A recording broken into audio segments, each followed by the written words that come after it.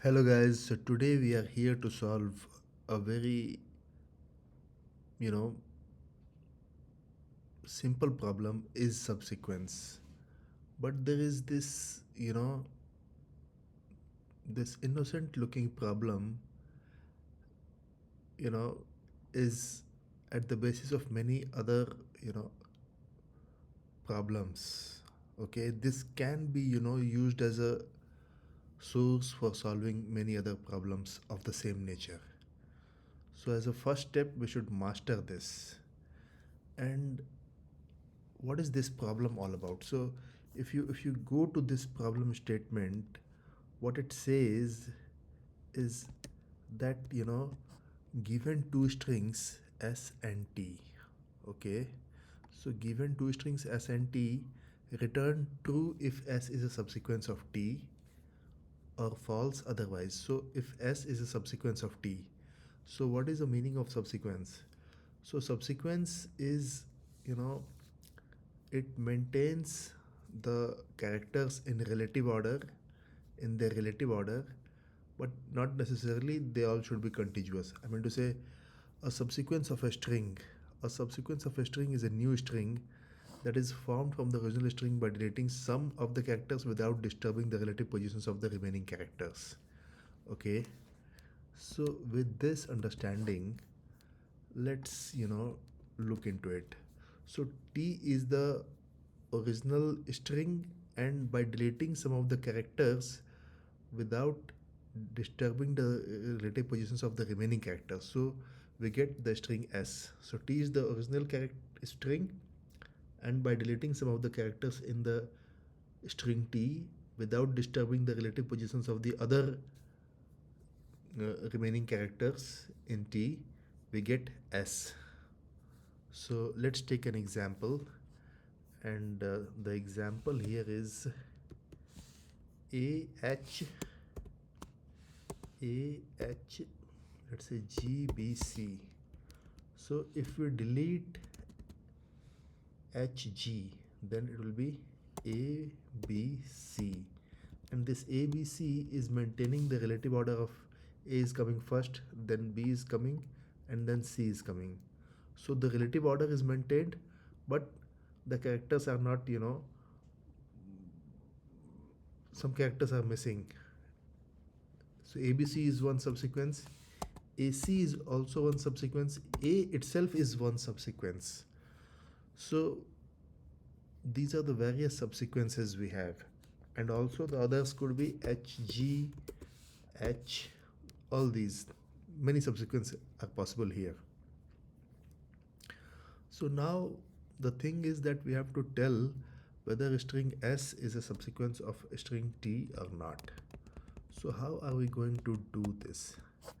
So in order to do this, what we have to do is, we can create a character array out of the two strings. So to create the character array, what we will do, that we will take SARR is equal to s dot to char array. Okay, and TARR is equal to t dot to char array. Okay, so now with this, what we will do, that we will take int I. So we will first take the length of these two. So SARR dot length, and m is equal to TARR dot length. So now we have the length of the two given strings. We need two pointers. Okay, and these two pointers will be used to access the individual characters in the two strings. So we can take, while I is less than n and j is less than m. So see, n and m are not same. Okay, and also what we can do here, one check that if n is greater than m.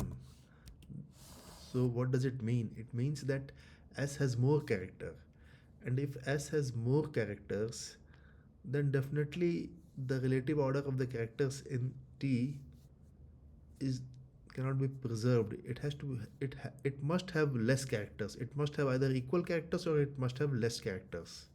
Okay, so only two possibilities are there. Only two possibilities are there, that it can either have equal characters, equal in number characters as t, or it can have less characters. It cannot have more characters. If it has more characters, then so all the original will be there and then some more characters will be there.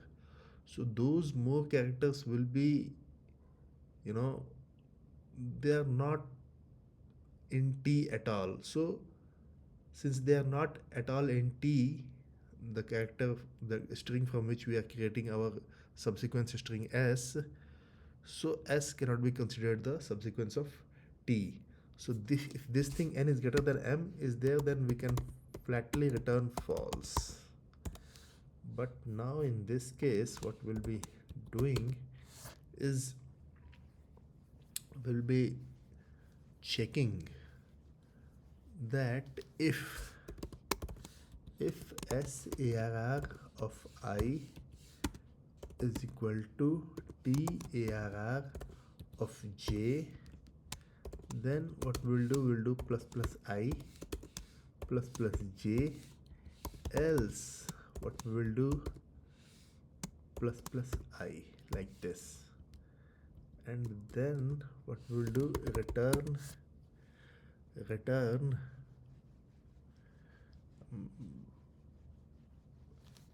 I is equal to,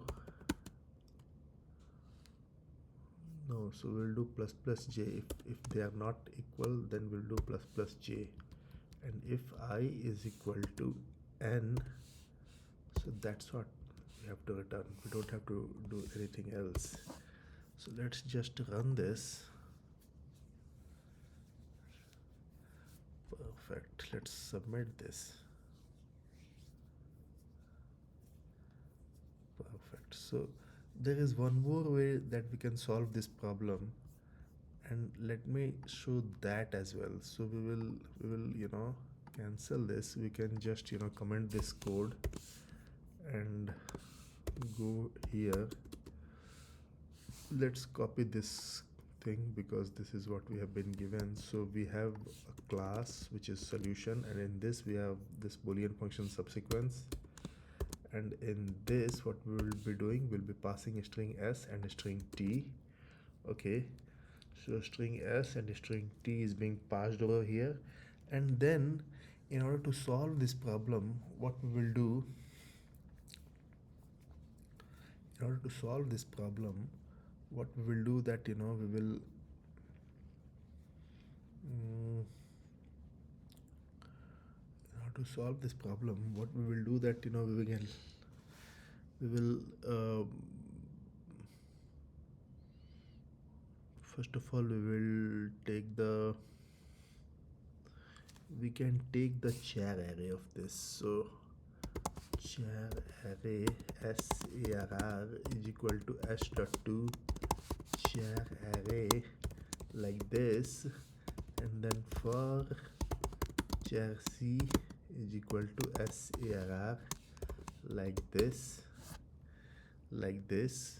and then what we will do that if we will do this, if t dot index of c, okay, and we will save this index in this index, int index is equal to 0 index, and then we will save this in the same index value. Okay, and we'll put a check that if index is not equal to -1, if it is equal to -1, then we'll return false. Equal to -1, then we'll return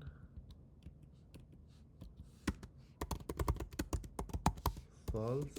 Otherwise we'll increment the index. Why are incrementing this index? Because when it goes back again, for the next character, this index should be the incremented value. So if it is the incremented value, we will be searching the index after the last character's index. So in that way we proceed, and what we will do, that at the end we will return true.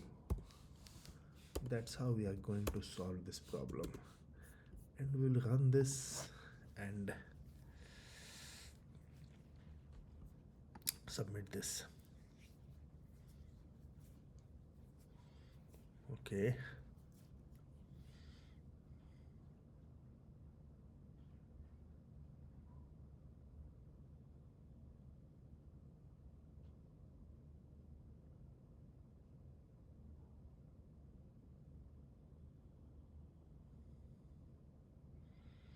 So in this way we can solve this problem. I hope we can create a playlist of using this technique to solve other problems. But that is for some other day. Thanks a lot.